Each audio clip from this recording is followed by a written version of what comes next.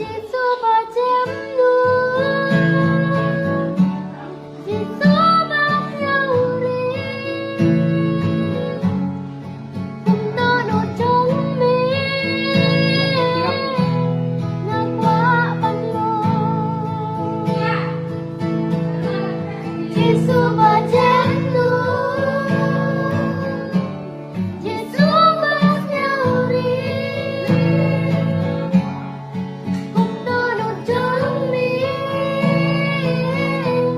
ngã qua bằng lòng.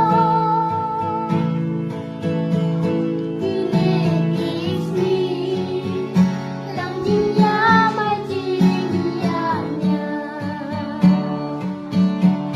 Ngayong Kristan banyalengin ang saya,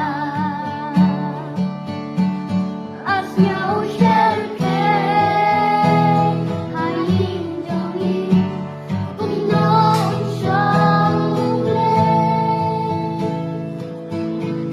Kinikisi ng jinya may jinya niya, Ngayong Kristan